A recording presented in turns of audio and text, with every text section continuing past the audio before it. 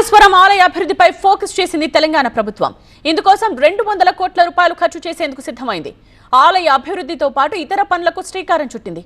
భక్తులకు కనీస వసతులు కల్పించడం, ఆలయ ప్రాంగణాన్ని విస్తరించడం వంటి అంశాలపై సీఎం రేవంత్ అధికారులకు దిశానిర్దేశం చేశారు.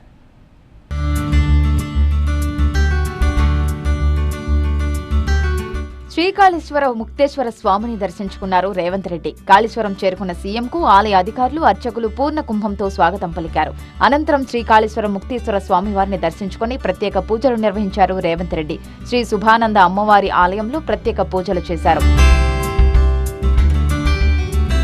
ఆ తర్వాత ఆలయ అభివృద్ధికి సంబంధించిన పలు పనులకు సీఎం రేవంత్ శంకుస్థాపన చేశారు. 198 కోట్ల రూపాయల వ్యయంతో చేపట్టనున్న అభివృద్ధి నిర్మాణ పనులకు శ్రీకారం చుట్టారు. సిమెంటుతో నిర్మించిన శ్రీకాళేశ్వర ముక్తేశ్వర స్వామి ప్రధాన గర్భాలయం, శ్రీ శుభానందదేవి అమ్మవారి ఆలయాలు తొలగించి రాతితో నిర్మాణాలు చేపట్టామన్నారు. గోదావరి ఒడ్డున ఉన్న ఈ చారిత్రాత్మక ఆలయంలో దర్శనాన్ని మరింత సులభతరం చేసేందుకు కొత్త పరిపాలనా భవనం, విశాలమైన క్యూ కాంప్లెక్స్, మెరుగైన సౌకర్యాలతో సహా యాత్రికుల మౌలిక సదుపాయాలను మెరుగుపరిచేలా పనులు చేపట్టనున్నారు. ఇక 3.70 కోట్ల రూపాయల అంచనా వ్యయంతో నిర్మించనున్న కాళేశ్వరం బస్టాండ్ పనులకు సైతం సీఎం రేవంత్ శంకుస్థాపన చేశారు. భక్తులకు కనీస వసతులు కల్పించడం, ఆలయ ప్రాంగణాన్ని విస్తరించడం వంటి అంశాలపై ఆయన అధికారులకు దిశానిర్దేశం చేశారు.